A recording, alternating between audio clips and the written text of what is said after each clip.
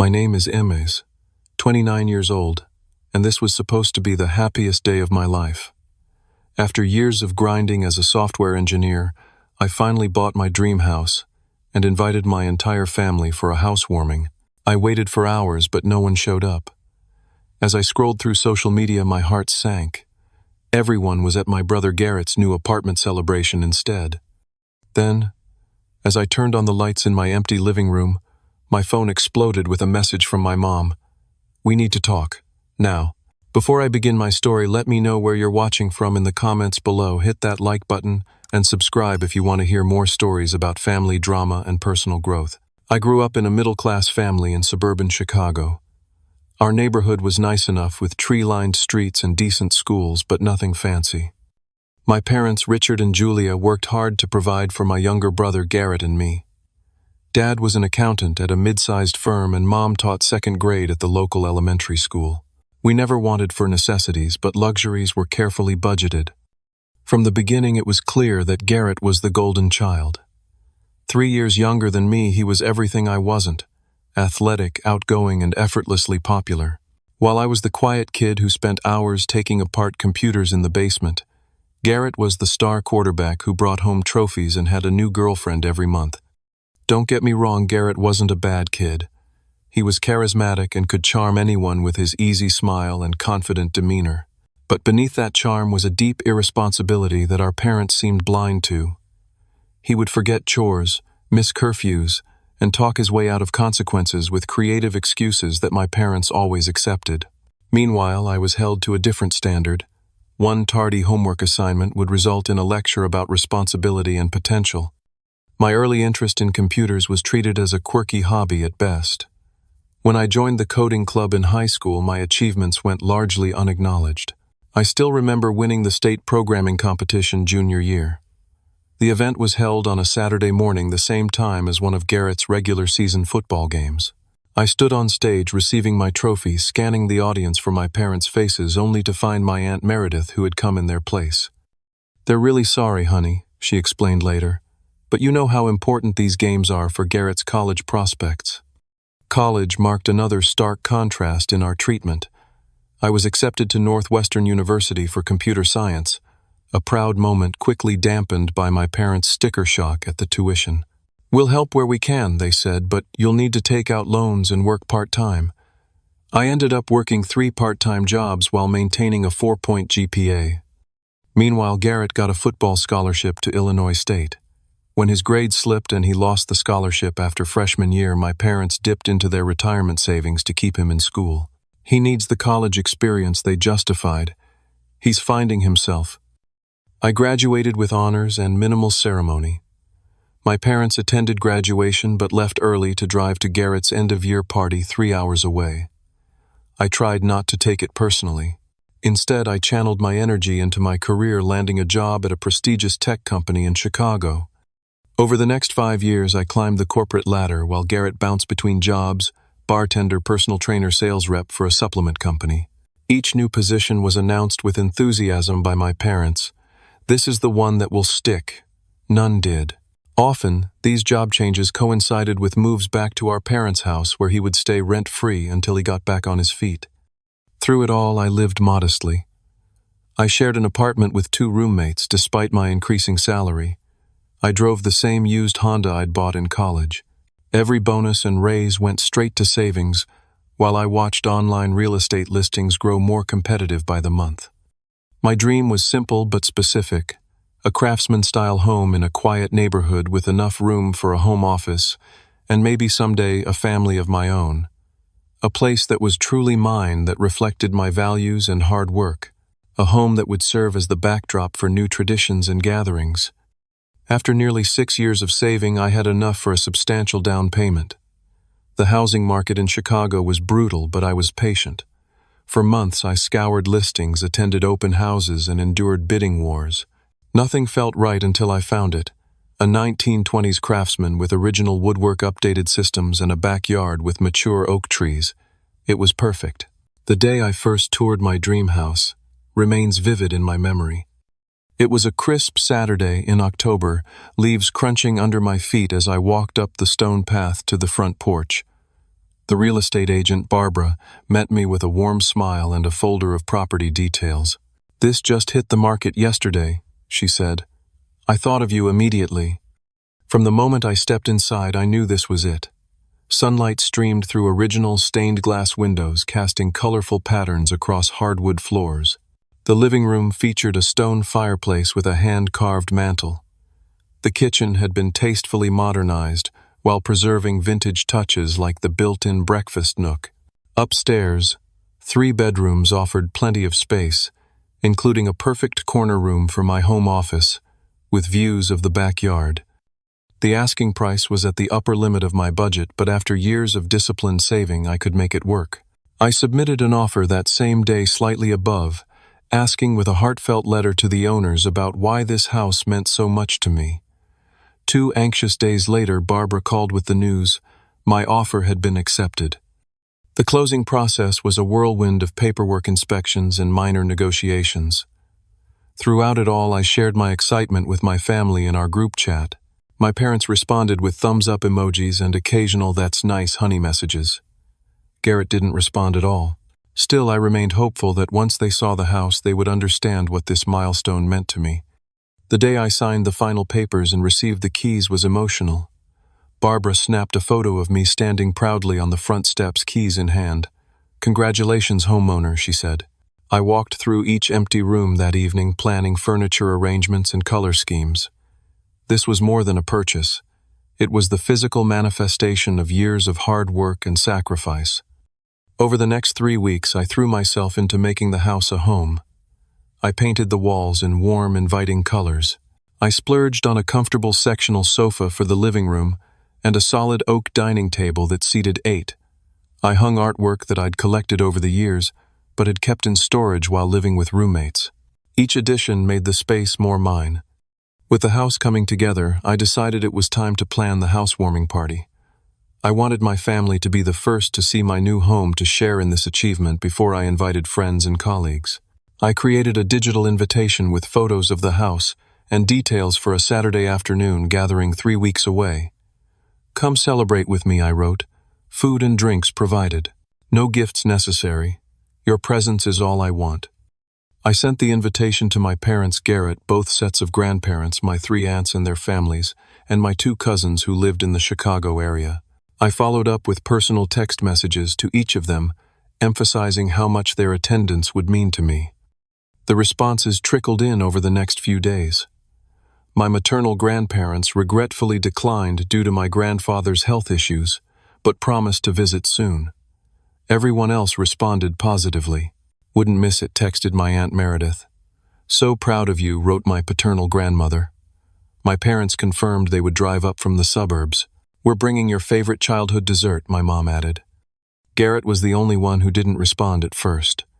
After 5 days of silence, I sent him another message. "Hey, not sure if you saw my invitation. Would love to have you at the housewarming. Let me know if you can make it," he replied an hour later. "Might stop by if I'm not busy. Congrats, I guess." A week later, my mom called. "I was thinking," she said, "since Garrett hasn't confirmed for your party, why don't we just pick him up on our way? That way he'll definitely come." I hesitated. Garrett and I weren't close, and his lukewarm response hadn't exactly made me eager to ensure his attendance. But I wanted family harmony. "Sure," I said finally. "That would be fine." "Great, he's been staying with us again since his roommate situation didn't work out. Did he tell you he's looking at apartments? He's really getting his life together this time." I murmured something supportive, though I'd heard this narrative many times before. The conversation shifted to party planning, and I listened as my mother suggested food options that Garrett would enjoy, despite my menu already being planned. As the party approached, I threw myself into preparations. I ordered catering from an upscale local deli, a spread of gourmet sandwiches, artisanal cheeses, and fresh fruit. I stocked the bar with my father's favorite whiskey, my mother's preferred wine, and an assortment of craft beers and non-alcoholic options. I even remembered that my cousin Lisa was gluten-free and made sure there were appropriate options for her. The morning before the party, I made a final trip to the florist for fresh arrangements that would brighten each room. I carefully arranged them throughout the house, placing the largest bouquet on the dining table as a centerpiece. Everything was perfect, ready for the celebration I had been imagining for years. I woke up on the day of the housewarming with a mixture of excitement and nervous anticipation. Sunlight streamed through my bedroom window, and I allowed myself a moment to appreciate that I was waking up in my own home in a bed I had chosen in a room I had painted myself. This sense of ownership still felt novel and precious. The party was scheduled to start at 3 in the afternoon, giving me ample time for final preparations. After a quick breakfast, I did one last cleaning sweep through the house, though it was already immaculate. I arranged the furniture to create conversational groupings, set up a drink station in the dining room, and prepared space in the kitchen for the catered food delivery scheduled for 2:30. At noon, I received a text from my mother. "We're leaving in about an hour. Looking forward to seeing your new place. Dad and I are bringing Garrett as discussed." I replied with a thumbs up emoji and a reminder of the address, though I had already sent detailed directions twice before. My Aunt Meredith texted next. "Hitting the road now with Uncle Paul and the kids. Can't wait to see this dream house of yours."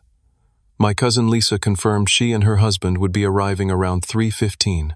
Even my father's brother, Uncle Stephen, who rarely attended family functions, sent a message that he was planning to make an appearance. Everything was falling into place, and I felt a surge of validation. Finally, my family would see what I had accomplished through years of hard work and saving. This wasn't just about showing off a house. It was about being recognized and celebrated for once, instead of standing in Garrett's shadow. The caterers arrived precisely on time, setting up an elegant spread on my kitchen island.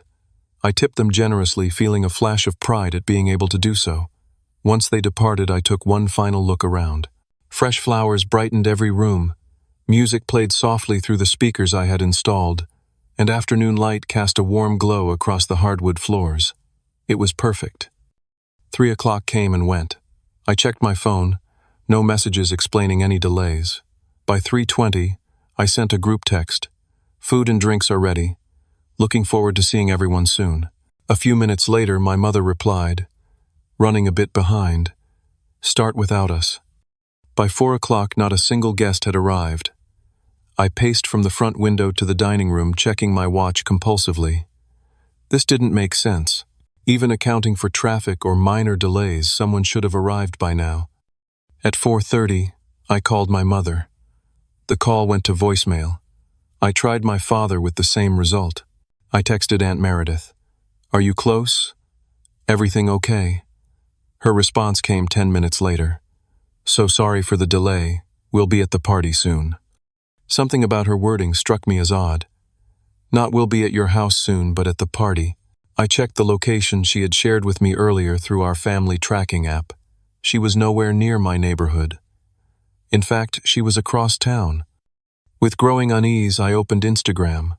My cousin Lisa's most recent story, posted 15 minutes ago, showed a living room I didn't recognize, filled with familiar faces, my parents smiling widely, Uncle Stephen chatting with Aunt Meredith, and in the center of it all, Garrett raising a beer in toast, a set of keys dangling from his other hand. The caption read, "Celebrating G's new bachelor pad." My stomach clenched. I scrolled through more recent posts. There was my father, arm around Garrett's shoulders, proud of this guy taking a big step. Another from my younger cousin, party time at Uncle Garrett's new place. With shaking hands, I called Lisa. She picked up on the fourth ring, music and laughter audible in the background. "Hello," she shouted over the noise. "Lisa, it's Emmys. Where are you right now?" A pause. "Oh, Emma's, hi." Her voice became muffled as though she had covered the phone. When she returned, her tone was awkwardly bright. We're at Garrett's new apartment, for his apartment warming. Didn't you know?" "No," I said flatly. "I didn't know. I'm actually hosting my housewarming party right now, the one I invited everyone to weeks ago." Another pause, longer this time. "Oh my God, Emma's, was that today? I'm so sorry, I got confused with the dates. Garrett just decided yesterday to have this thing, and everyone was already planning to come to your area, so." My area? My house is nowhere near Garrett's apartment. I could hear my voice rising and took a deep breath. "Lisa, were you planning to come to my housewarming at all today?" "Of course," she said quickly. "We were going to stop by after this. It's just that Garrett really needed the family support right now, you know? He's finally getting his life together, and your parents thought it would be good to encourage him. You're already so successful and established, and Garrett needs the extra push. I ended the call, unable to listen anymore. With a hollow feeling in my chest, I opened our family group chat and scrolled back to find an exchange I hadn't been included in. Garrett had sent a message yesterday. "Hey family, got approved for an awesome apartment today, last minute availability. Having some people over tomorrow at 3 to check it out. Parents already coming. Anyone else around?" Everyone had responded enthusiastically. No one had mentioned my event scheduled for the exact same time. I walked slowly through my empty house, turning on lights as the afternoon sun began to fade. The food sat untouched on the kitchen counter. The carefully selected wines remained uncorked. The flowers, which had seemed so vibrant hours ago, now appeared garish against the quiet emptiness. As I turned on the last light in the living room, my phone buzzed with a new message. From my mother, "We need to talk. Now." I stared at my mother's text message for a long moment, a storm of emotions raging inside me. Anger, hurt, betrayal. They all competed for dominance as I stood alone in my perfectly prepared home with no one to share it with. My thumb hovered over the screen, tempted to type something scathing in response. Instead, I set the phone down without replying and sank onto my new sofa. The silence in the house was deafening. This wasn't how today was supposed to go. This was supposed to be a day of celebration, of acknowledgement, of finally stepping out of Garrett's shadow and into my own light. Instead, I had been relegated once again to an afterthought, my achievement deemed less important than Garrett's latest whim. Unable to resist, I picked up my phone again and continued scrolling through social media posts about Garrett's impromptu gathering. Each image was like a knife twist. There was my entire extended family crowded into what appeared to be a fairly standard apartment with rental-grade finishes and minimal furnishings. Nothing like the carefully restored historic home I had saved years for. My cousin Derek had posted a video tour narrated by an enthusiastic Garrett. And this is the living room, perfect for game days. Bedrooms through there, king-size bed already delivered. Kitchen's small, but who cooks anyway, right? The comments section was filled with family praise. Such a great space. Perfect bachelor pad. So proud of you taking this step. My father had commented, "Big moment for my boy."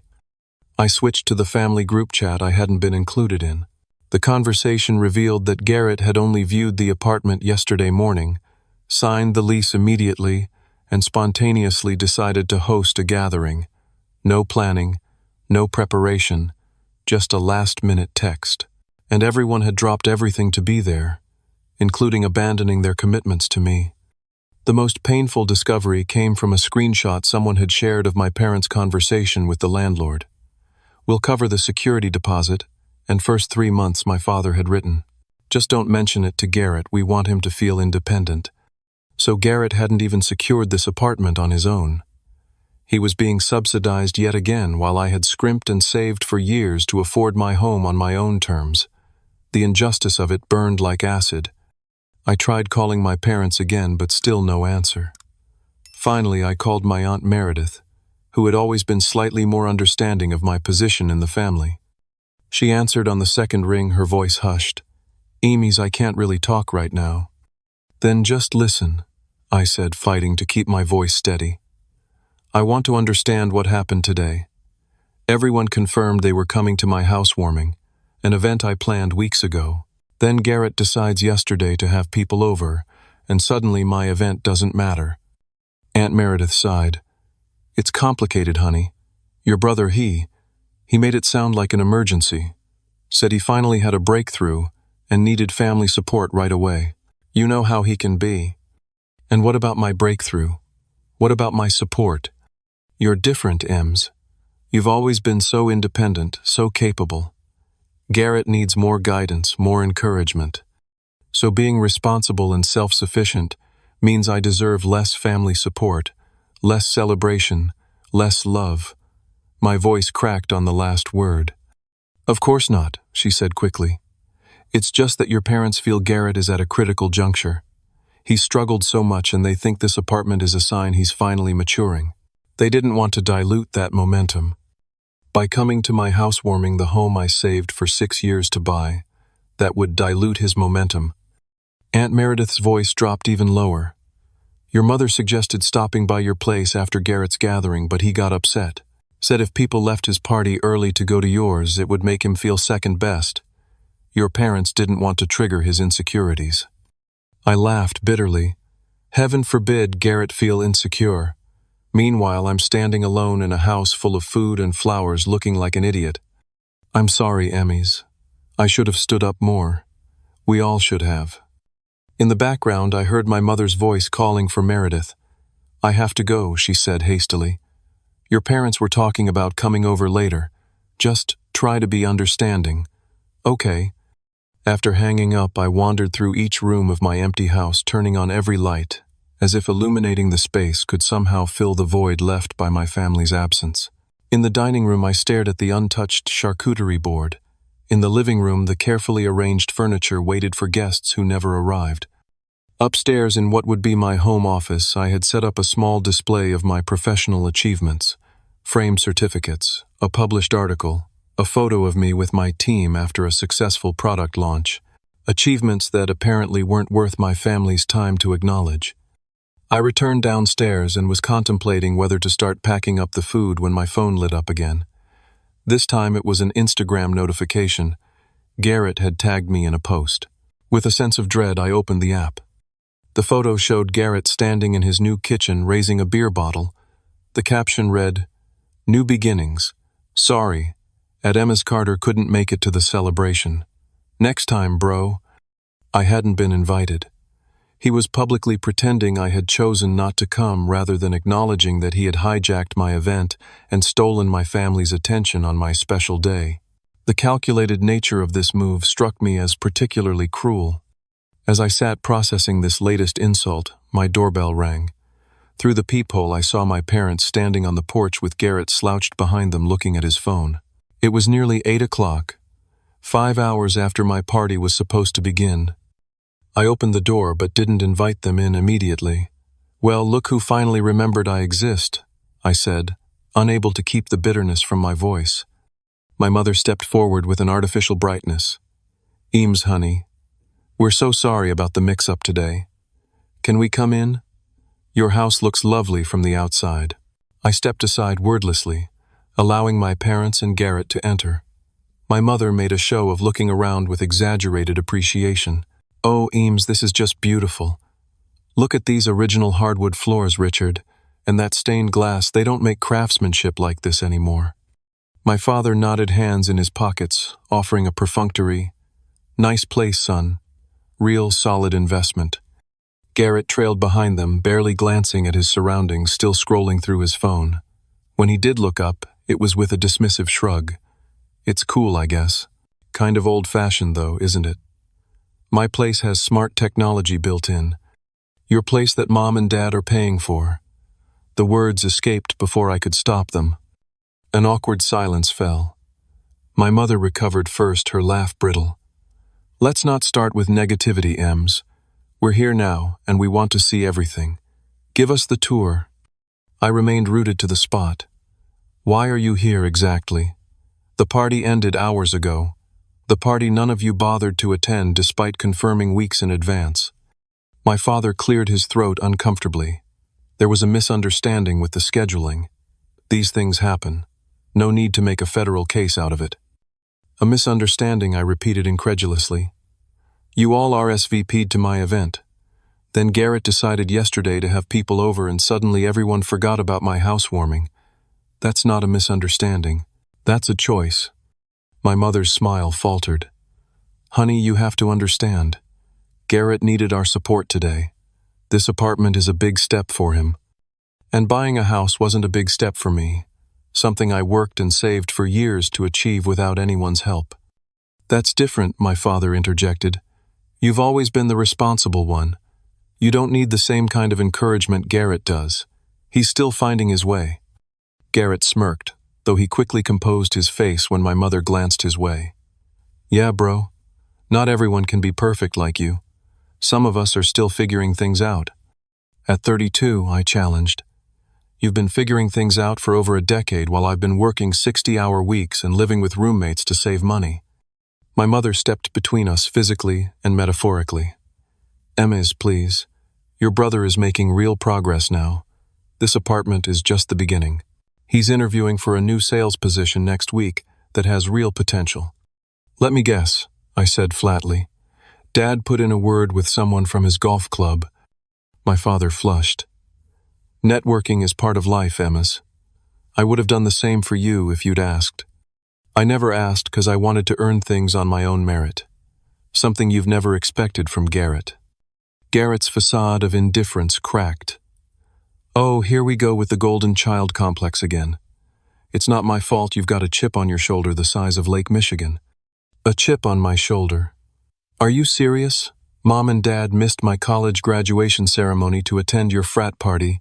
They've missed every significant event in my life while dropping everything for your most trivial needs. And now they're literally paying for your apartment while pretending it's some great achievement on your part. The room fell silent. My parents exchanged uncomfortable glances. How did you know about that? My father finally asked. I saw the screenshots in the family chat. The one I wasn't included in, by the way. I know you're covering his security deposit and first 3 months' rent. Probably his furniture too, given that he couldn't hold a job long enough to save for it. My mother wrung her hands. Eames, you have to understand. Your brother doesn't have what you have. Because he hasn't worked for it. And he never will. As long as you keep bailing him out and treating his minimum efforts like major accomplishments. That's enough, my father said sharply. We came here to smooth things over, not to be attacked. Smooth things over? You ruined what should have been one of the proudest days of my life. I spent weeks planning that party. I catered food for 15 people. I bought my dad's favorite whiskey and Mom's favorite wine. I made sure there were gluten-free options for Lisa. And none of you could be bothered to even text me that you weren't coming until hours after you were supposed to be here. We got caught up in the excitement at Garrett's, my mother admitted weakly.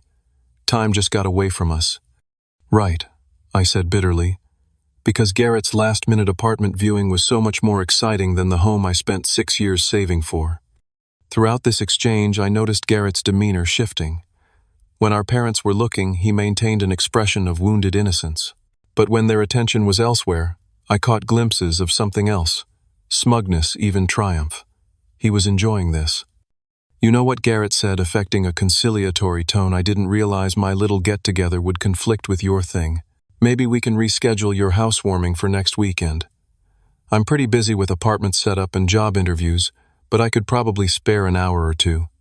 The condescension in his voice was the final straw. 29 years of swallowed resentment of being overlooked and undervalued, while Garrett was coddled and praised for minimal effort, came boiling to the surface.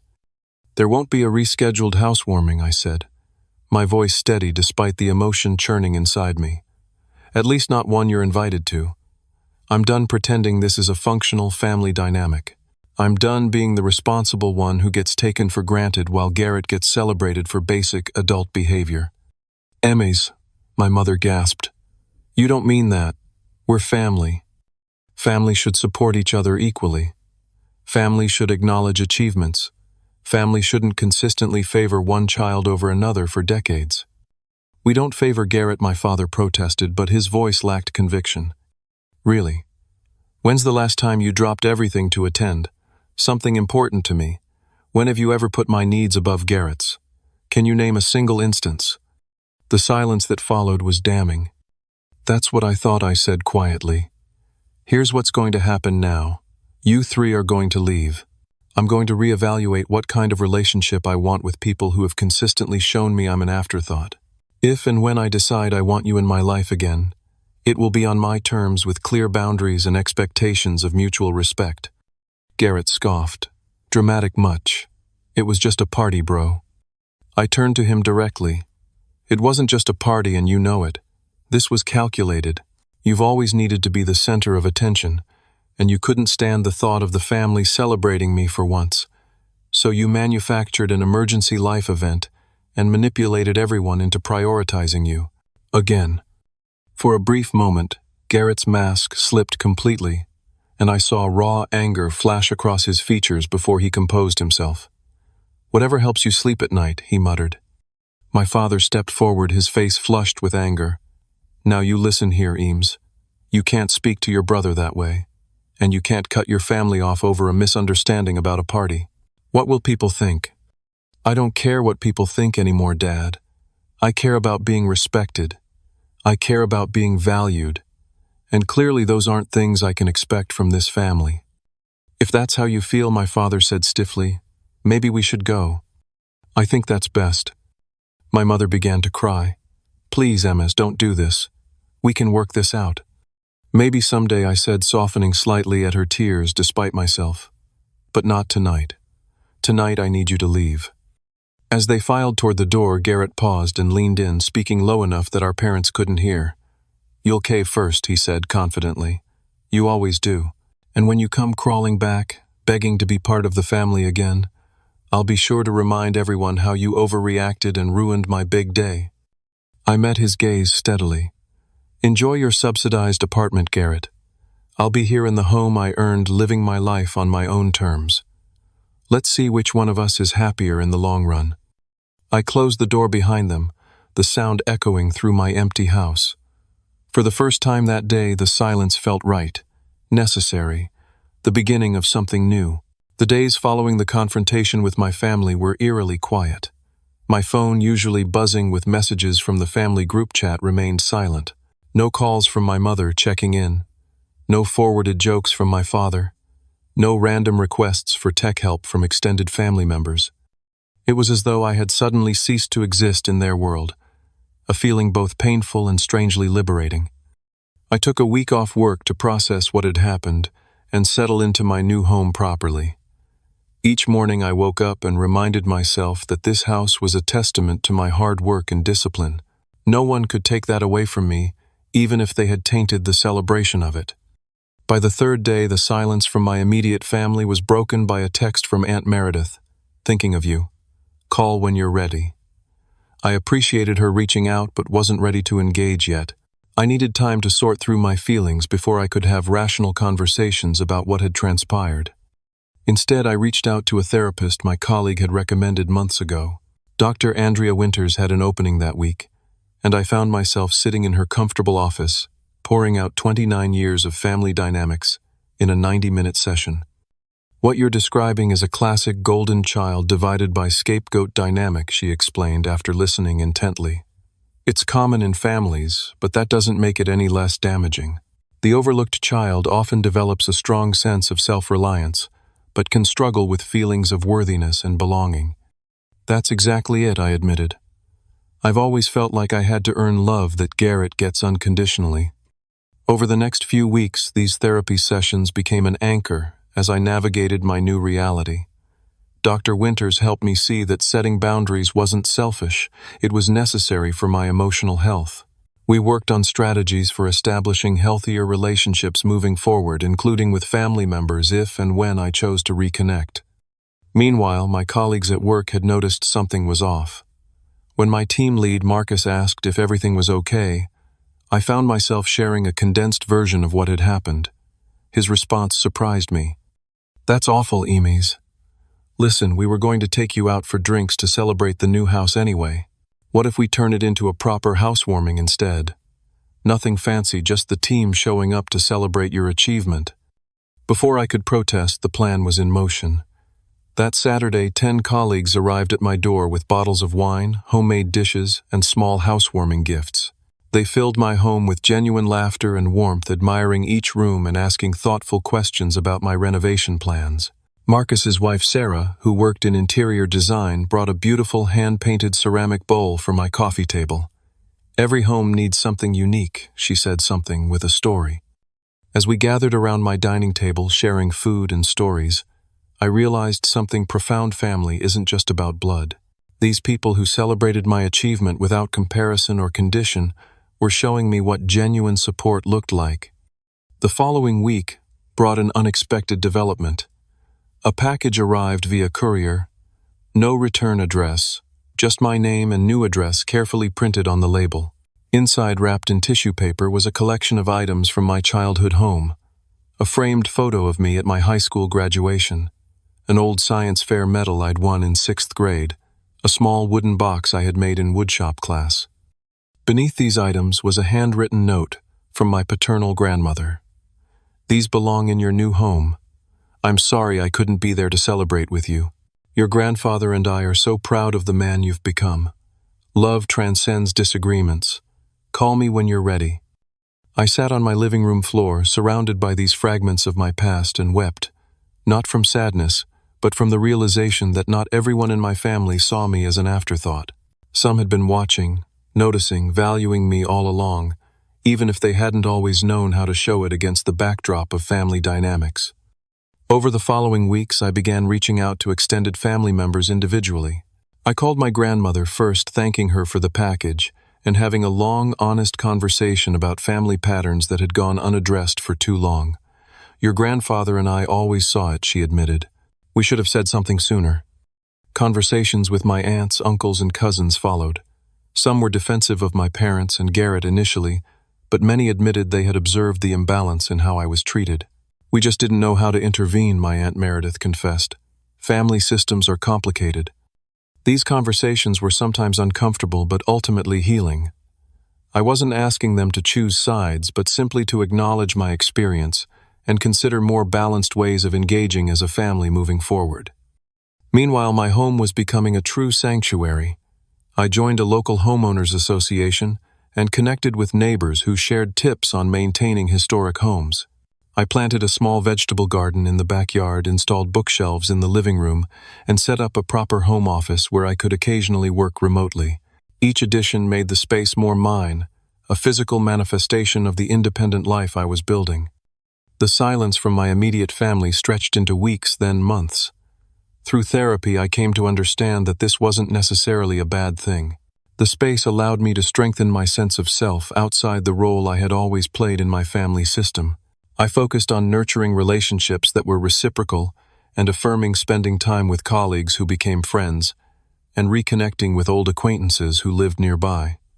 Then, nearly 3 months after our confrontation, I received a text message from an unexpected source: "Garrett, my lease is up for renewal.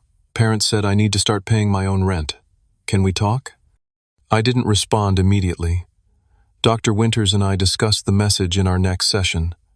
"What do you want from a relationship with your brother?" she asked. "Not what you think you should want, but what would actually be healthy for you." After careful consideration, I replied with a simple invitation to meet at a neutral coffee shop. When the day arrived, I was surprised to find Garrett already waiting, looking uncharacteristically disheveled. The confidence and charm that usually radiated from him were dimmed. "Parents cut me off," he said without preamble as I sat down. "Said it was time I stood on my own 2 feet. Apparently that conversation with you really shook them up." "I'm sorry if things are difficult," I said carefully, "but I'm not sorry for speaking the truth." Garrett stared into his coffee cup. "I always thought you had it easy. The smart one, the responsible one, the one who never seemed to struggle with anything." He looked up, meeting my eyes. "I never realized you were working that hard, saving for so long for your house. I guess I just assumed things came easily to you." "Nothing has ever come easily to me, Garrett. That's the point you and Mom and Dad could never seem to grasp." A long silence stretched between us.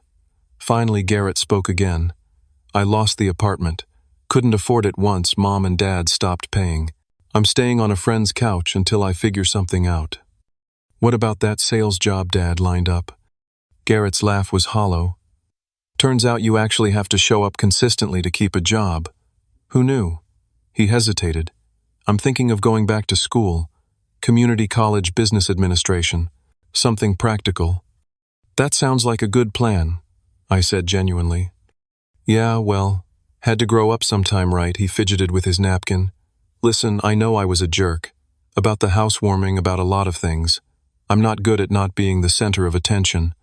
It wasn't quite an apology, but it was more self-awareness than I'd ever heard from my brother. Thank you for acknowledging that," I said simply.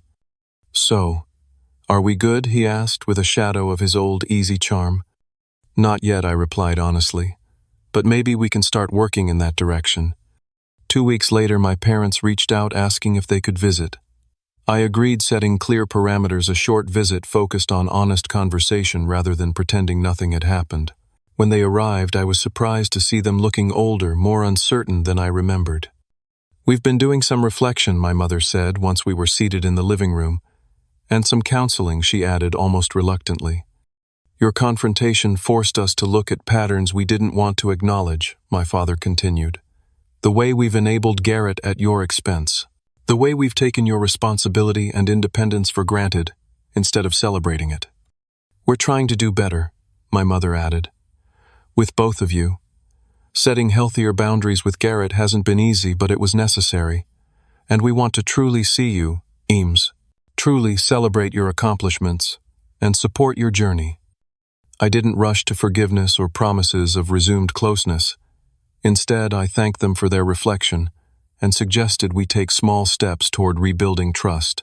A monthly dinner, perhaps. Open communication about expectations.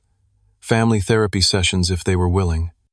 As fall turned to winter, these tentative steps toward reconciliation continued.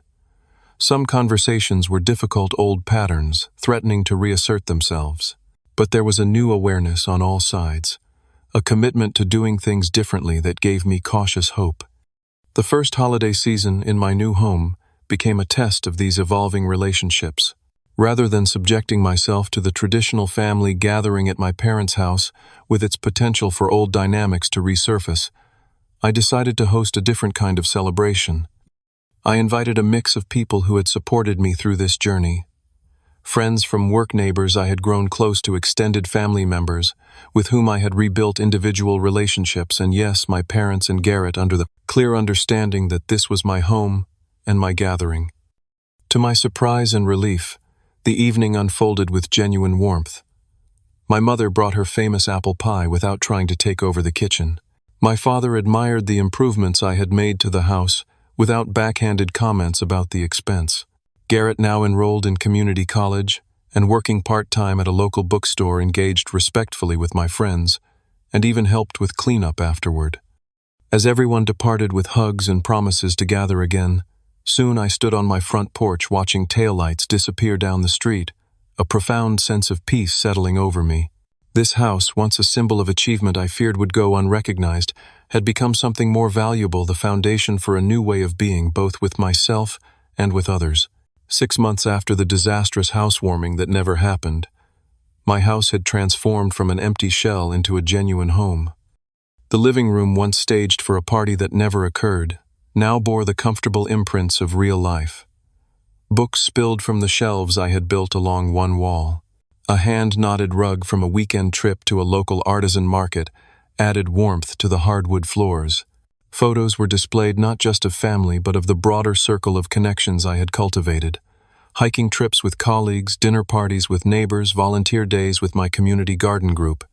Therapy with Dr. Winters continued, though we had reduced the frequency to twice monthly. These sessions became less about crisis management and more about ongoing personal growth. "What I noticed," she remarked during one session, "is how much more comfortable you seem in your own authority. You're no longer seeking external validation for your choices." She was right. The painful rupture with my family had forced me to find validation from within, to trust my own perceptions and values in a way I never had before. This internal anchoring made all my relationships healthier. I was choosing connections based on mutual respect rather than desperate attempts to prove my worth. My relationship with my parents had stabilized into something cautiously positive. We maintained clear boundaries. I visited them once a month for dinner, and they respected my space and independence in between. My father had taken up woodworking and crafted a beautiful coffee table for my living room, perhaps his way of acknowledging my home in a tangible form. My mother called weekly, and our conversations felt more authentic than they had in years. Garrett was the most surprising development in this family evolution. Without our parents' constant financial safety net, he had stumbled initially but eventually found his footing. He completed his first semester at community college with solid grades and moved from his friend's couch to a modest studio apartment he could actually afford on his bookstore salary. Our relationship was tentative but improving. We met occasionally for coffee or a meal, carefully avoiding the competitive dynamic that had defined our interactions for decades. During one such meeting, Garrett confessed something unexpected. "I was jealous of you," he said, stirring his coffee absently. "Not of your success exactly, but of your certainty. You always knew what you wanted and worked toward it systematically. I've been bouncing around like a pinball, waiting for something to click. I think I envied your ease," I admitted in return. "Everything seemed to come naturally to you. Friends, charm, athletic ability, all the things our parents visibly valued. These honest exchanges didn't erase the past, but they created possibility for a different kind of brotherhood moving forward, one based on adult understanding rather than childhood rivalry." The extended family had largely realigned as well. After initial awkwardness, most relatives had made efforts to connect with me individually, independent of larger family gatherings. My grandmother in particular had become a regular visitor, often bringing plants from my garden or recipe cards from her collection. "I always saw myself in you," she told me during one visit, "the quiet one who notices everything but doesn't always speak up." Perhaps the most profound change was in how I approached holidays and celebrations. Rather than trying to fit myself into traditional family gatherings that often left me feeling overlooked, I began creating new traditions that reflected my values. For Thanksgiving, I hosted a Friendsgiving that included colleagues, neighbors, and friends who couldn't travel home. For Christmas, I volunteered at a local shelter before joining a smaller family dinner on my own terms. My home became the setting for these new traditions. I hosted monthly dinner parties where conversations ranged from books to politics to personal growth. I turned the spare bedroom into a guest room that was frequently occupied by visiting friends. The backyard, once empty save for a few old oak trees, now featured raised garden beds that provided vegetables for these gatherings. Work life flourished alongside these personal developments. The boundaries I had established in my personal relationships extended to my professional ones as well.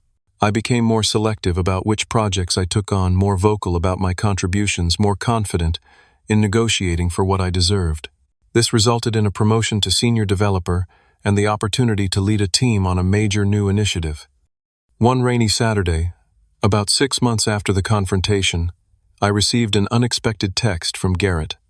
"Found some old family photos while cleaning out my storage unit. Thought you might want some for your house. Okay to drop by tomorrow." When he arrived the next day, he was carrying a shoebox filled with family photographs spanning decades. We sat at my dining table sorting through them, reminiscing and occasionally laughing at forgotten moments. Near the bottom of the box was a photo I had never seen before, me at about 7 years old, intensely focused on building something with a computer kit, while Garrett, around 4, watched with undisguised admiration. "I used to think you were the smartest person in the world," he said quietly, looking at the photo. "I wanted to be just like you, but I couldn't figure out how your brain worked. It was easier to go the other direction, you know. If I couldn't be the smart one, I'd be the fun one, the athletic one, the popular one." "I had no idea," I admitted. "I always thought you looked down on my interests." "Nah, man. I was intimidated by them." He handed me the photo. "This one should definitely go on your wall." That night after Garrett left, I framed the photograph and hung it in my home office. Not as a symbol of reconciliation necessarily, but as a reminder of the complexity of relationships, the way perspectives can differ so dramatically, and the possibility of seeing old patterns through fresh eyes. As spring arrived, bringing new growth to my garden and fresh light through my windows, I found myself reflecting on the journey of the past year. The house that had once represented a personal achievement to be validated by others had become something far more significant, a physical manifestation of my values, boundaries, and authentic connections. The failed housewarming that had caused such pain now seemed like a necessary catalyst, forcing issues to the surface that had simmered beneath family dynamics for decades. The confrontation that followed had been painful but ultimately freeing, allowing everyone involved to examine and adjust patterns that weren't serving any of us well. My therapist had once asked me to consider what home truly meant to me. At the time, I had given a superficial answer about safety and comfort. Now I understood it was much more. Home was the space where I could be fully myself without contortion or apology. It was built not just of wood and stone but of boundaries, self-respect, and connections that honored rather than diminished my worth. One evening, as I sat on my back porch watching fireflies illuminate the garden I had planted with my own hands, my phone buzzed with a text from my mother. "Your father and I were thinking of stopping by this weekend if you're free.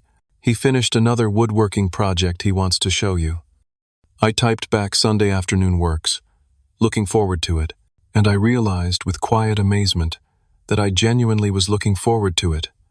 Not with the anxious hope for validation that would have colored such a visit in the past, but with the calm assurance of someone who knows their worth, isn't dependent on others' recognition. The house around me, once just a structure I had saved for and purchased, had become a true home, filled with memories I had chosen, to create relationships I had intentionally nurtured, and a peace that came from living authentically. The journey hadn't been what I expected, but it had led exactly where I needed to go. Have you ever had to stand up to family members who consistently overlooked your accomplishments? How did you find the courage to establish boundaries with loved ones? Share your experiences in the comments below, and don't forget to like and subscribe if this story resonated with you. Remember, building a life that honors your true self is the most important home you'll ever create. Thank you for joining me on this journey of self-discovery and growth.